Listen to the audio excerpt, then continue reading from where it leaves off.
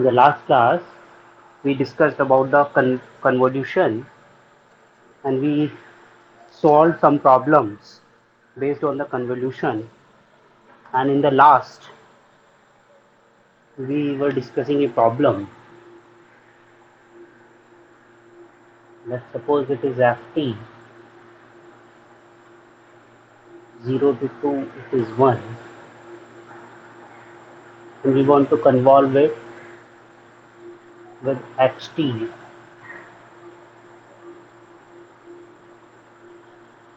the same signal.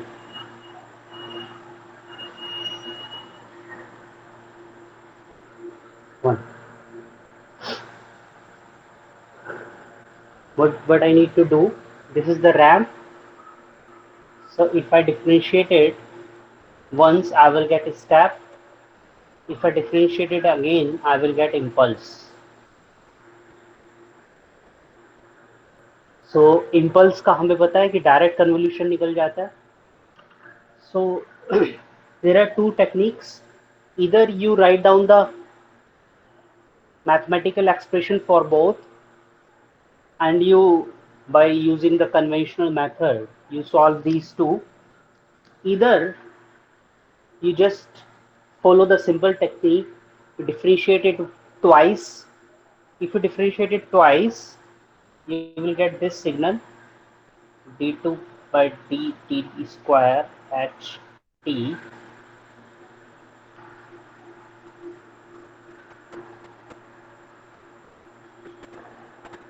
0 to 1 slope is 1, 1 to 2 slope is minus 1, 0 to 1 slope is 1, 1 to 2 slope is minus 1, so plus 1 minus 1. This is d by dt ht.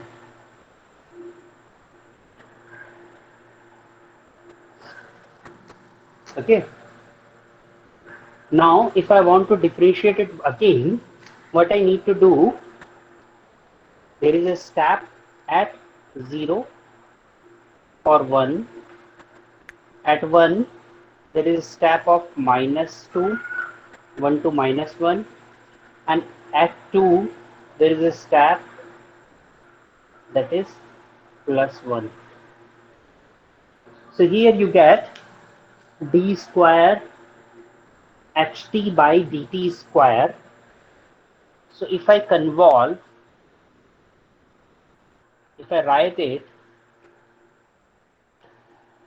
it will be del t plus minus 2 del t minus 1 plus del t minus 2. So what we need to do, we need to convolve d square dt square ht, that will be dt square rt. So convolution with ft convoluting del t minus 2 del t minus 1 plus del t minus 2 is equals to d square by dt square rt.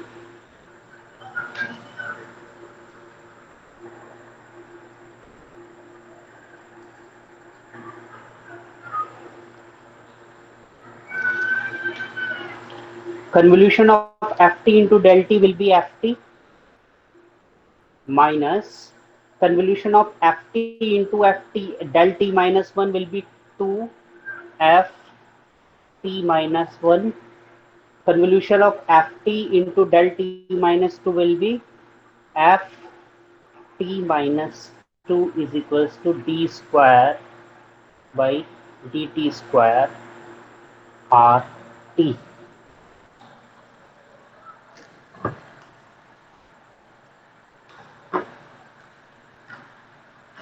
I think we wanted to find the graph of this one.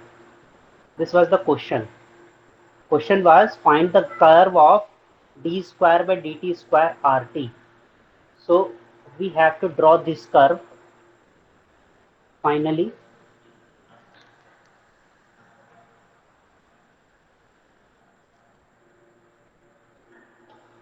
Now see, the slope is +1, this is -1.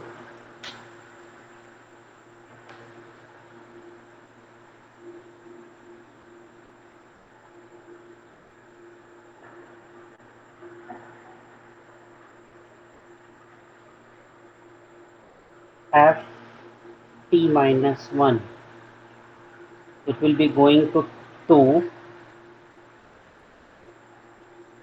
and for 1 to 2 it will be +2, from 2 to 3 it will be -2, so it will be +2 -2, but हमें चाहिए -2ft-1, सो -2ft-1 कैसे draw करेंगे, ये वाला कैसे हो जाएगा,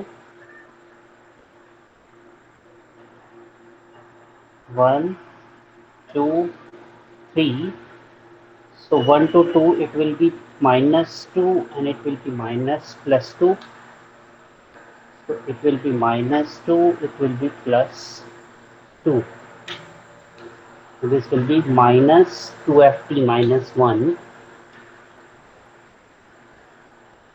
Finally, let us draw ft-2. ft-2 will be 2, 3 and 4.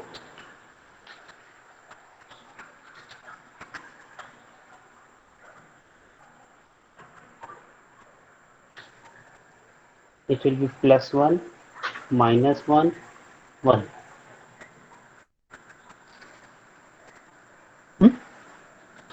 The addition of these three will give you this. So now you have to add. Let me draw the curve finally.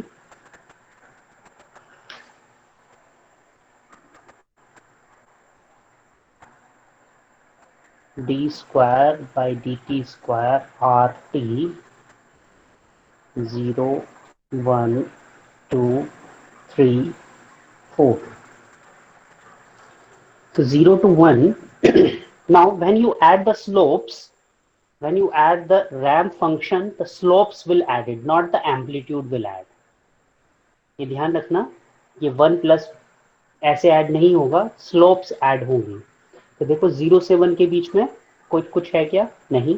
तो 0 से 1 के बीच में स्लोप कितनी है, +1. So 0, 1, suppose this is 1, so it will be +1. अब ये 1 से 2 के बीच में -1, -2 will be -3, there will be slope. उसको अभी छोड़ देते हैं. 2 से 3 के बीच में देखते हैं, 2 से 3 के बीच में +2, +1, +3 is the slope. 3 से 4 के बीच में देखो, 3 से 4 के बीच में -1 is the slope. -1. तो पहले सिंपल वाला देख लेते हैं.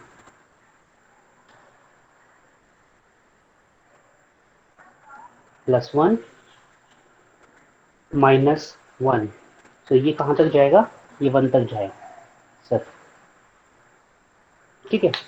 अब हमें क्या करना है, 1 से 2 के बीच में +3 -3 स्लोप चाहिए. तो मैंने आपको बताया था y2 - y1 x2 - x1 is equals to m. कितनी स्लोप चाहिए हमें, -3.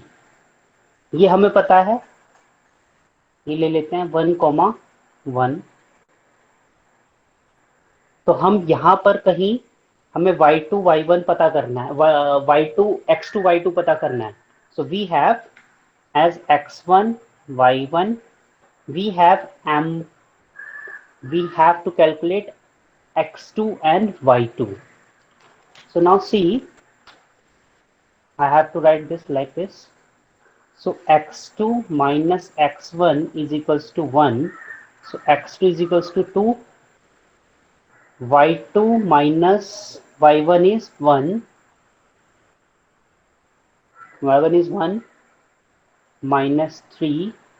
So y2 is equals to -2. So what do you get? You get x2 y2. What is x2 y2? x2 y2 is 2 comma minus 2. Suppose minus 2 is here. So I have to meet this. It will give you minus 3 slope. And if you meet this,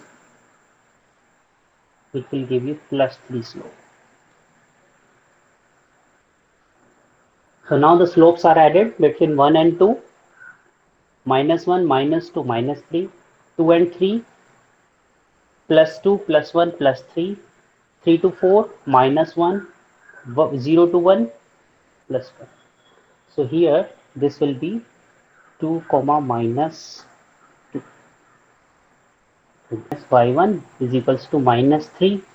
So y2 minus 1 is equals to minus 3. y2 is equals to minus 2. तभी तो आया.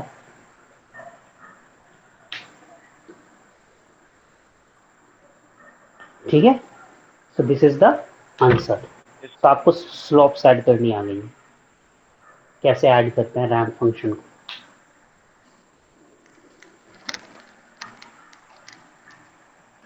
Next question लिखते हैं.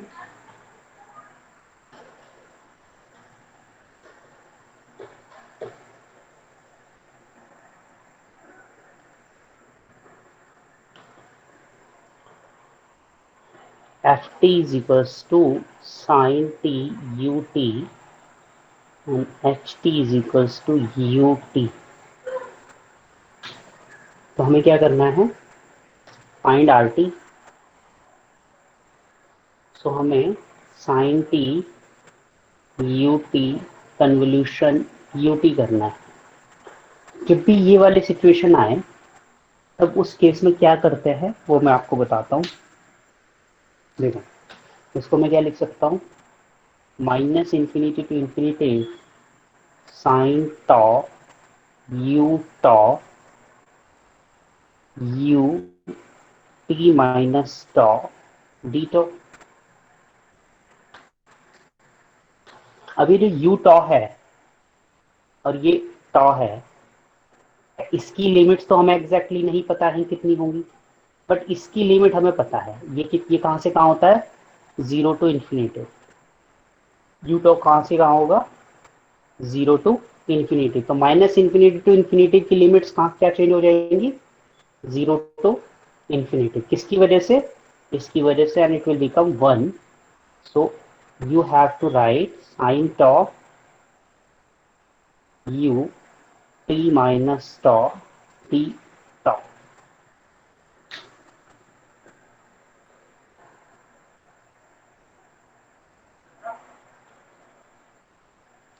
ठीक है. अब देखो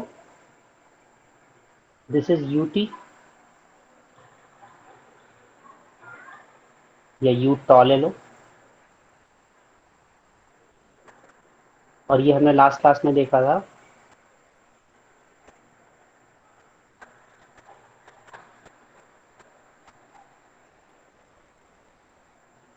minus tau plus t would be this. तो ये कहाँ से होगी इसकी limit. Minus infinity to t. But ये वाली लिमिट तो हमारी पहले 0 टू इंफिनिटी है. तो माइनस इंफिनिटी ये वाली जो वैल्यू है ये कहाँ से कहाँ आता है. Minus infinity to t. But हमें क्या लेना है.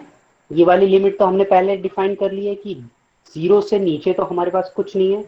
तो जब इसका और इसका मल्टीप्लीकेशन होगा, इसको आप वापस इसमें रखोगे तो फाइनल लिमिट हमारी क्या आएगी. 0 टू टी. तो हमारी फाइनल लिमिट क्या आएगी. 0 to t sine tau d tau. तो यानी कि कभी भी अगर आपको कोई ऐसी सिचुएशन मिले जिसमें ut कन्वोल्यूशन ut हो रहा हो, तो आप डायरेक्टली उसमें लिमिट ले लो 0 to t. Direct 0 to t d tau. इसका मतलब क्या है. 0 टू टी डी टॉ.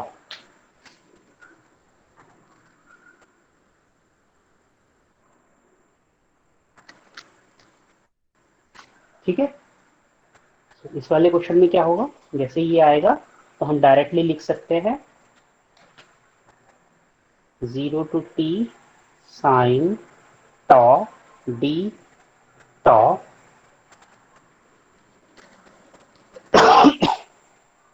ये आ जाएगा माइनस कॉस टॉ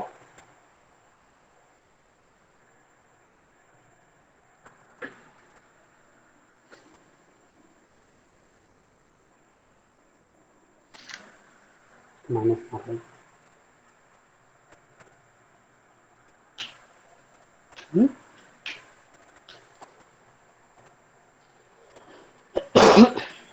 ये आएगा cos t minus 1 and it will be minus cos t. So finally the answer will be this.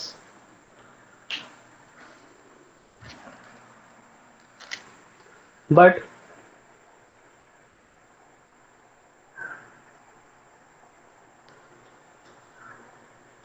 this will not be exactly the answer. This will not be exactly the answer. Answer क्या होगा, देखो ये causal signal है, UT से आप किसी भी signal को मल्टीप्लाई कर देते हो वो कॉजल बन जाता है, ये भी एक कॉजल सिग्नल है। हमने यहाँ पर जो लिमिट ली थी वो भी 0 to t थी सिर्फ, तो ये वाला जो सिग्नल है ये माइनस इंफिनिटी टू इंफिनिटिव है, हमें इस वाले सिग्नल को भी कॉजल बनाना होगा, तो answer would be 1 minus cos T into U T. इस बात को ध्यान रखना,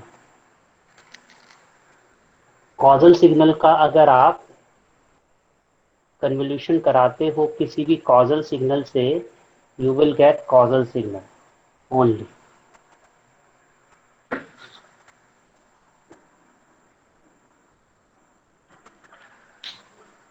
answer would be this one, 1 minus cos T U T, ये यू टी लगाना मत भूलना,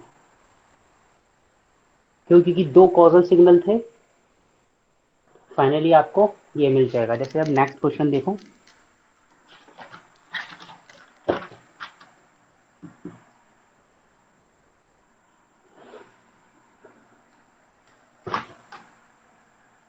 अगर मुझे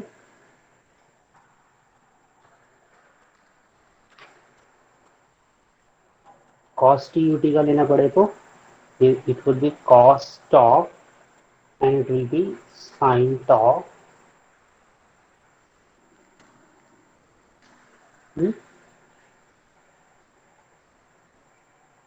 sin t minus 0. The answer will be sin t u t. Cos t convolution, cos t u t convolution u t would be sin t u t. ठीक है, let's move to discrete system. Let us solve some problems of convolution related to discrete systems.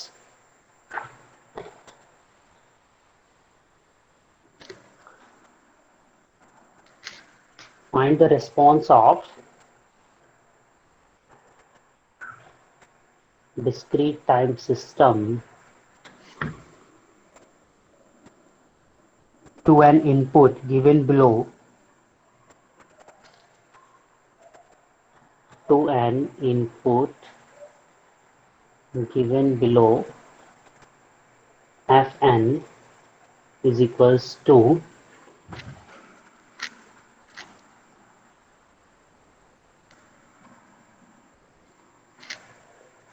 -1 to 1 minus 1 and impulse response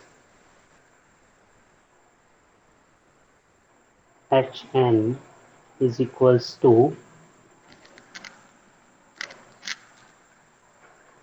1 to 1.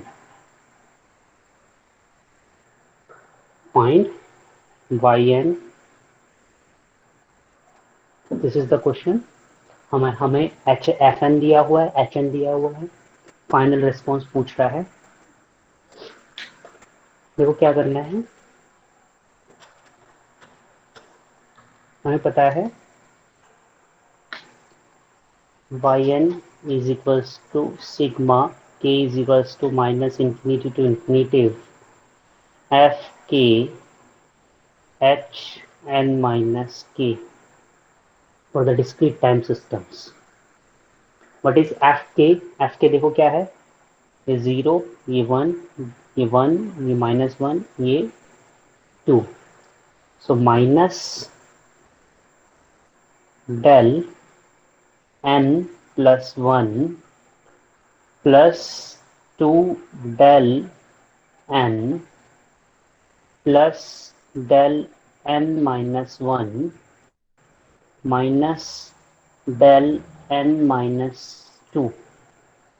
So this is nothing but fn. अगर मैं इसको impulse की form में लिखता हूँ तो hn देखो, 0 1 2 del n plus 2 del n minus 1 plus 1 del n minus 2. This is hn.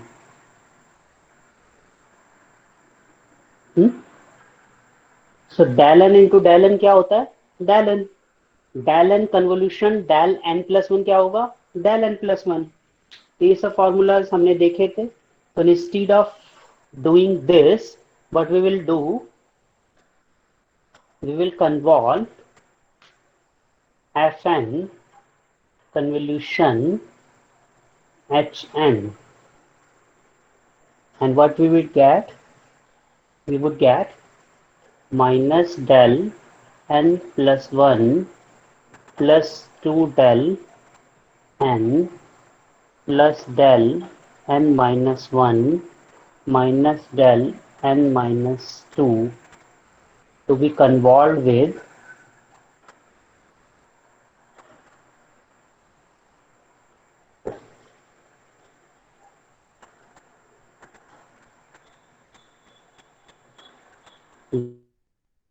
del plus del n minus 1 plus del n minus 2.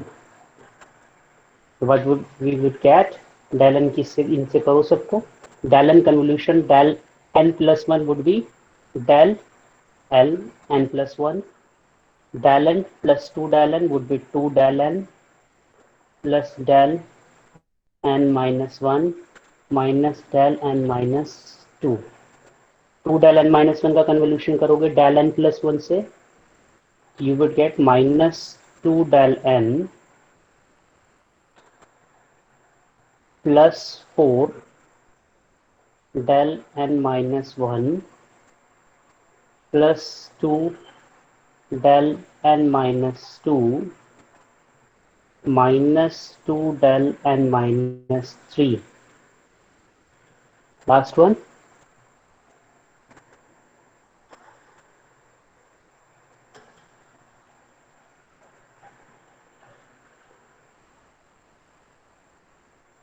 Minus del n minus 1 plus 2 del n minus 2 plus del n minus 3 minus del n minus 4. तो ये finally आपको मिल जाएगा. अगर आप इसमें terms देखेंगे तो finally आपको क्या मिलेगा,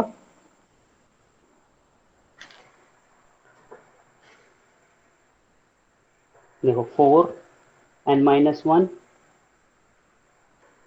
ये कैंसिल हो गया,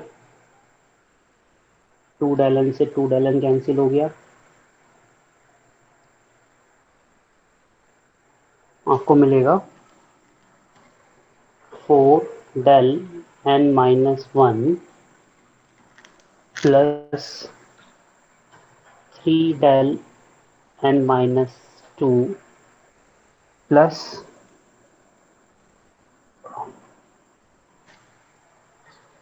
minus del n minus 3 minus del n minus n plus 1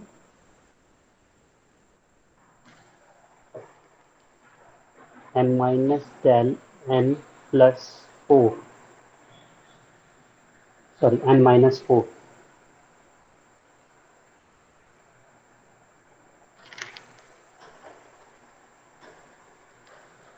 आपको क्या मिला?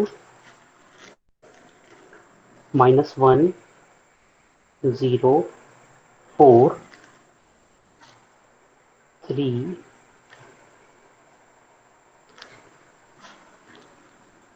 -1 and -1.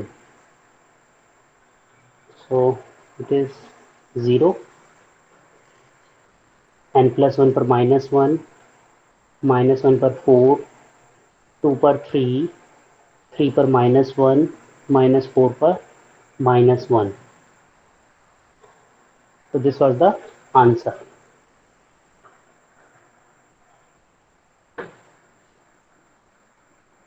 तो अगर मैं इसे काउंट करूं, 1 2 3 4 5 6, और अगर मैं F1 में काउंट करूं तो टोटल कितने थे? 4. HN में काउंट करूं तो टोटल कितने सैंपल्स थे? 3. सो सपोज FN के सैंपल्स n हैं, HN के सैंपल्स k हैं, सो YN के सैंपल्स कितने मिले हमें? n plus k minus 1.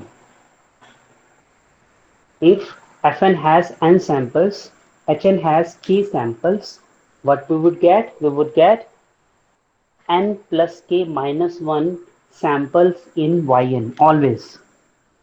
It is always.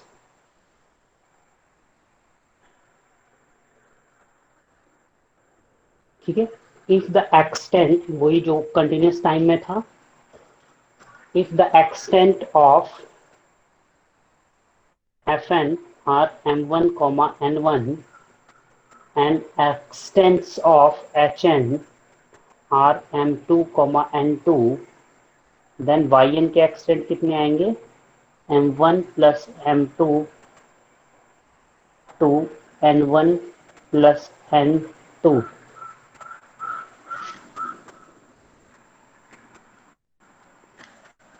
है ना?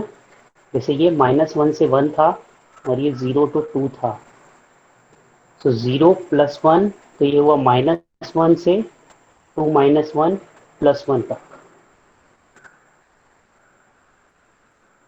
नहीं 2 plus 1 3 तक. सो -1 से लेके 3 तक ये पहुंचा.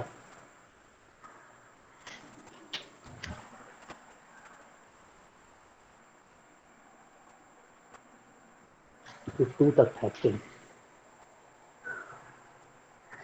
4 तक, -1 to 4, 0 1 -1 0 1 2 3 and 4.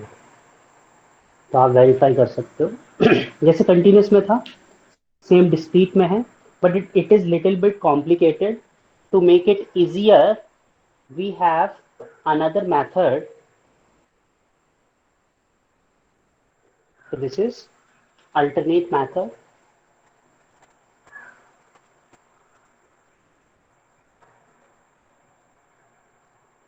Fn cross Hn. So let us see the alternate method. We have Fn -1, -2, 1, -1, and Hn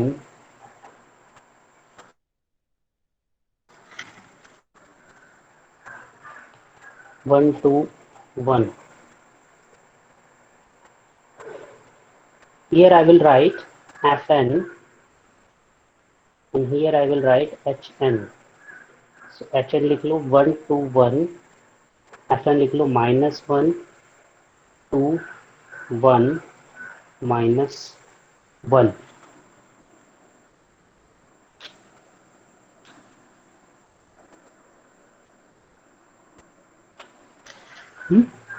multiplication करो, -1 -2 -1 2 4 2 1 2 1 -1 -2 -1.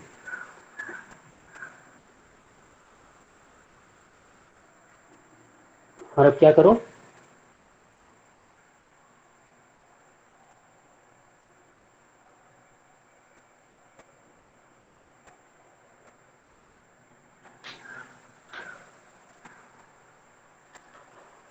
देखो ये इस वाली लाइन पे सिर्फ -1 है,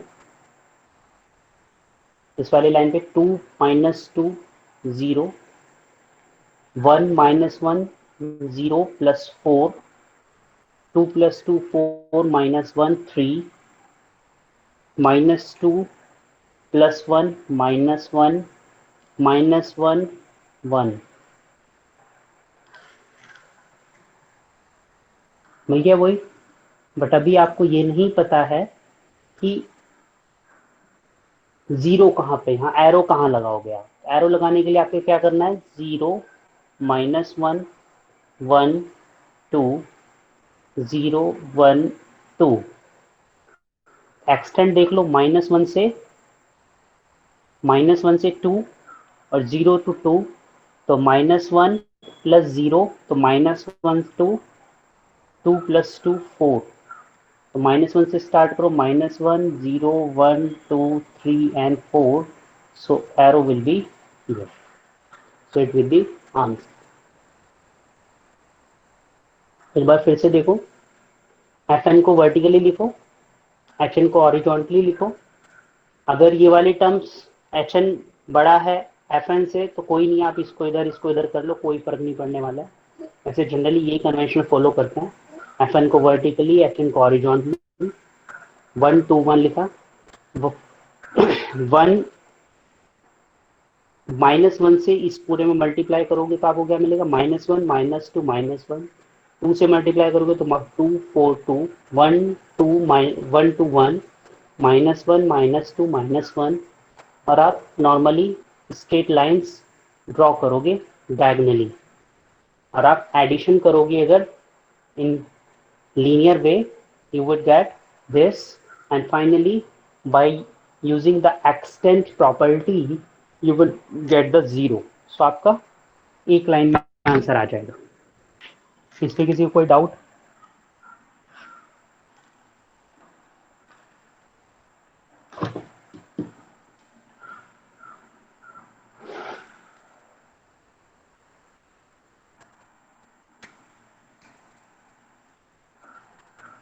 ठीक है,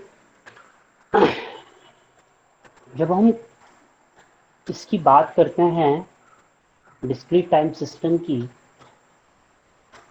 so there is a signal,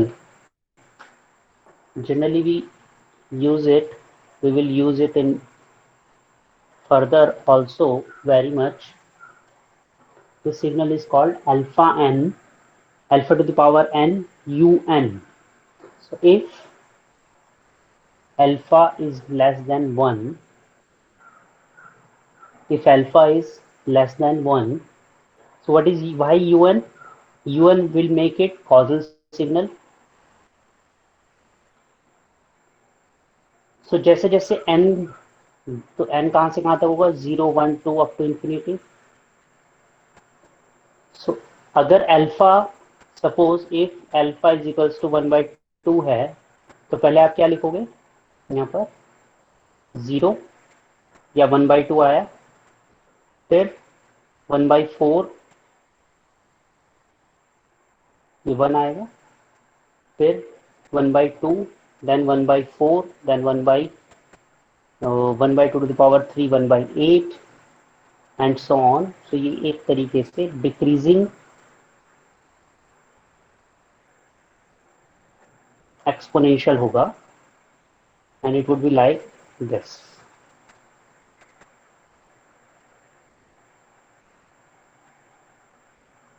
So it will be alpha to the power n un if alpha is less than 1, 0 1 2 3 4 and so on। If alpha is greater than 1, in that case it would be increasing exponential।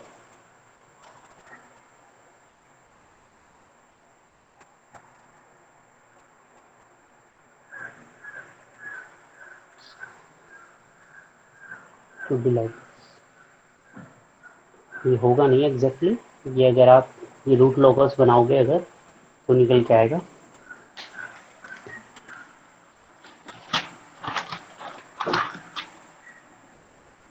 ठीक है। Similarly अगर मैं e to power minus a t sine t को draw करता हूं तो ये कुछ इस तरह बन के आएगा।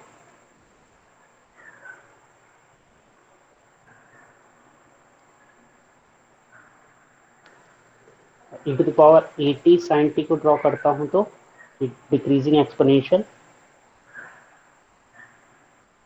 ये होगा increasing exponential.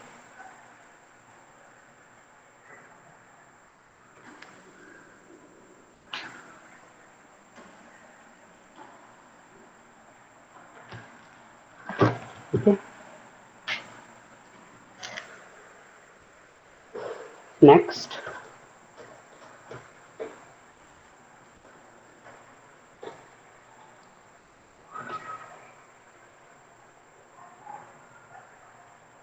properties of convolution. First property is commutative property.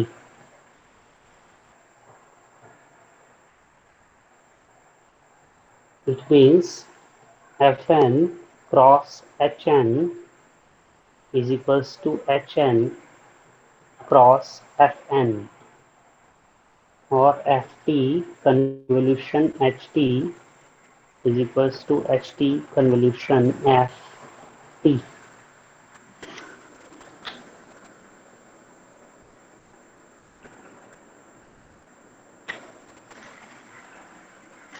When we started the convolution, I told you the convolution is basically valid for LTI systems. जो हमने कैलकुलेट किया था, so convolution is always valid only for linear time invariant systems. ये ध्यान रखना। और इसी के बेसिस पे हमने ये प्रॉपर्टी बनाई थी d to the power m ft convolution ht will be dm plus n tn plus n r t। तो मैंने आपको बताया था कि अगर d by d t f t है, convolution d by d t h t है, तो एक पावर d की यहाँ, एक यहाँ पर, तो यहाँ पर क्या हो जाएगा d square R T by d T square.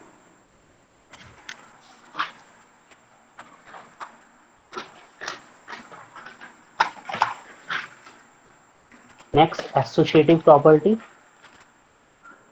Associative property says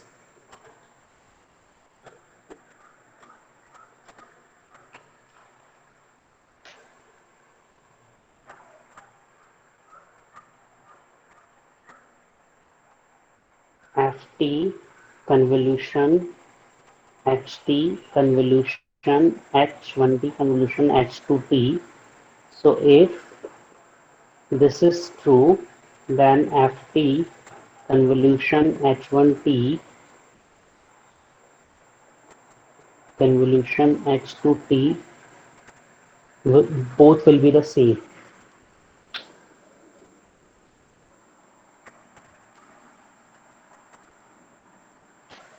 So by this, any number of systems cascaded with each other, any number of systems cascaded with each other can be treated as any number of systems cascaded with each other can be treated as whole one system. तो जैसे यहाँ पर दो systems हैं, ये 1, 2 और 3, इसका H1T है, H2T, H3T। तो इन तीनों सिस्टम्स का अगर आप ऑर्डर भी चेंज कर दोगे तो भी तीनों सिस्टम्स जो कैस्केडेड में हैं उन पर कोई फर्क नहीं पड़ेगा। This is because of commutative and associative property. Overall system वो ही रहने वाला है। मैथमेटिकली रिस्पॉन्स चेंज नहीं होगा।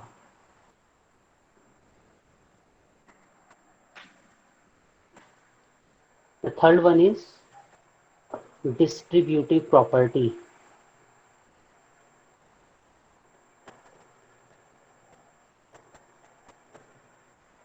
Distributive property says, suppose Ft is convolved with H1T plus H2T. In that case, overall Ft would be Ft convolution H1T plus Ft convolution H2T.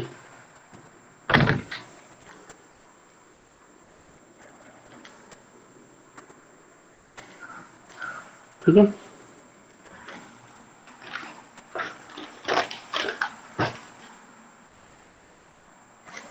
तो ये कैसे होगा? सपोज कोई दो सिस्टम्स हैं इस तरह,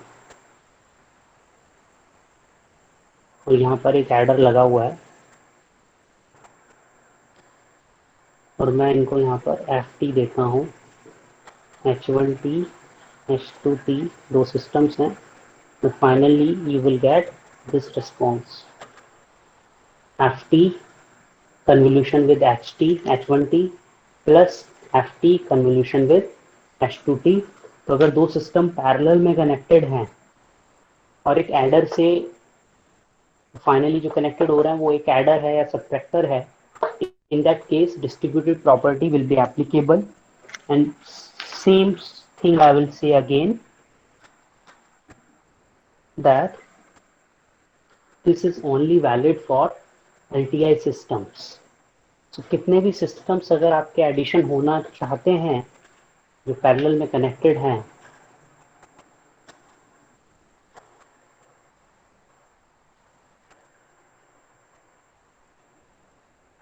कितने भी systems हों, H1T, H2T and so on, HNT, और ये जो हैं सब सेम इनपुट पर हैं, Ft suppose, so finally you will get H1T plus H2T and so on, HNT.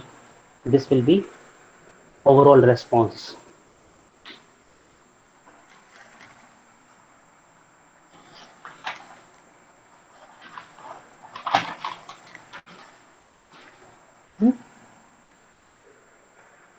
अब इस पे देखो, इन प्रॉपर्टीज के बेसिस पे क्वेश्चंस कैसे पूछे जाते हैं।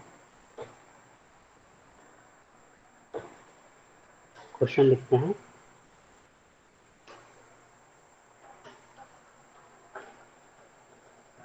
Find the response of DTS system as shown in figure.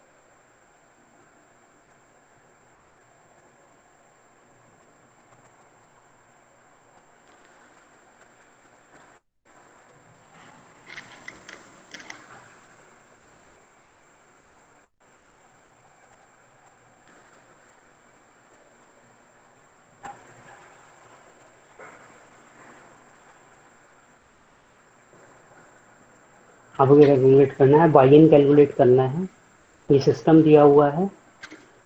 अब ये अलग अलग सिस्टम्स हैं, ठीक है। तो देखो, हमें पता है कि अगर दो सिस्टम्स फाइनली ऐड हो रहे हो तो इन दोनों का ओवरऑल रिस्पॉन्स क्या होगा। इन दोनों का ओवरऑल रिस्पॉन्स होगा u n minus one minus u n minus two, distributive properties से u n minus one minus u n minus two. और ये जो है कैस्केड में आ जाएंगे, मैं इसको हटा देता हूँ।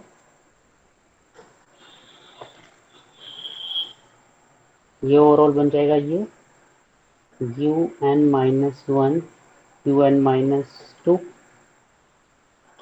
ये दोनों कैस्केडेड में है। इसका ओवरऑल रिस्पॉन्स क्या होगा। कैस्केडेड में अगर कोई सिस्टम है तो वो कन्वॉल्व हो जाते हैं एक दूसरे के साथ, तो ये दोनों एक दूसरे के साथ कन्वॉल्व होंगे। कन्वॉल्व होके आपको क्या मिलेगा, यू एन माइनस वन को आप कन्वॉल्व करोगे डेल एन प्लस वन से, तो आपको मिलेगा यू एन। अगर आप कन्वोल्यूशन करोगे डेल एन प्लस वन की यू एन माइनस वन से, आपको मिलेगा u n minus u n minus one.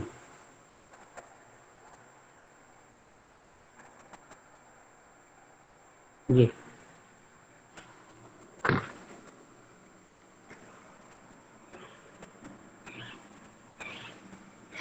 ठीक है। अगर आपको याद हो, so what is del n? Del n is the difference of un minus un minus 1. So this is nothing but del n। और del n को हम finally add कर रहे हैं किसके साथ। So finally hn would be del n minus un minus 1.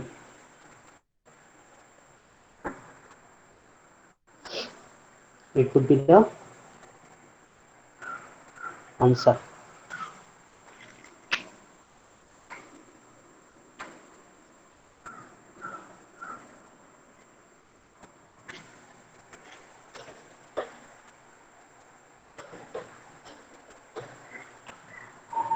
ठीक है।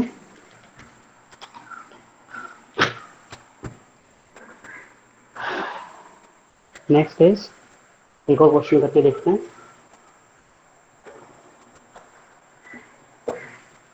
Find the response of find the response of discrete time system if Fn is equals to minus 1, 1, 1।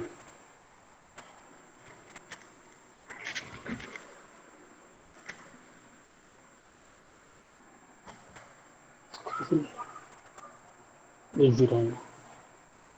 1, 1, 1, the system is un plus 1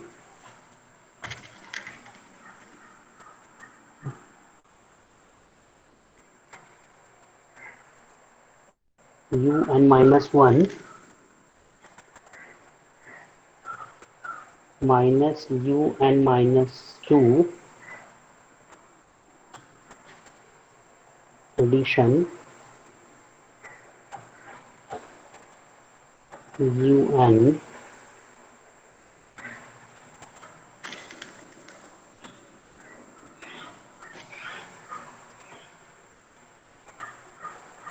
minus un minus 2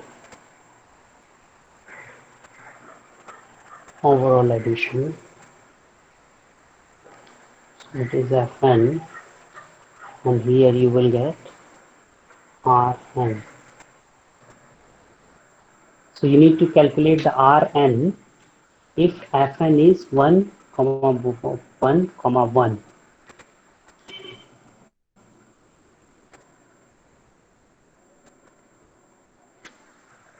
ठीक है।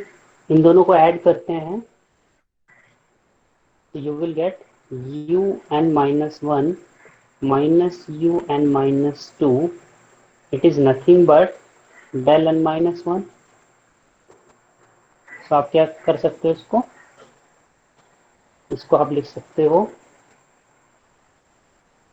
del n minus 1.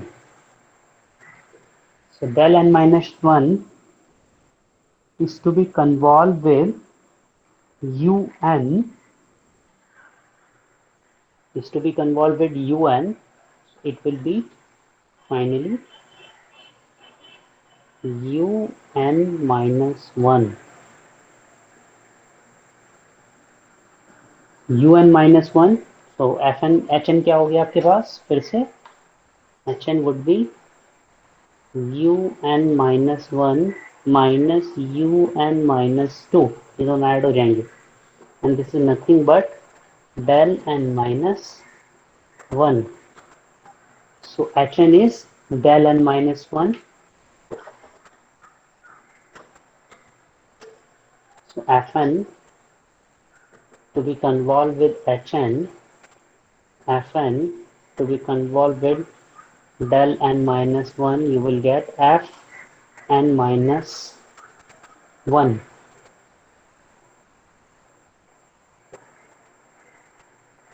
Fn is 1, 1, 1.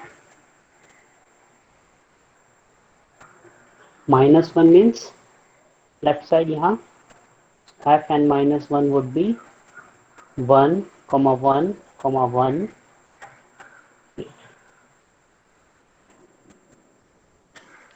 So it would be the answer.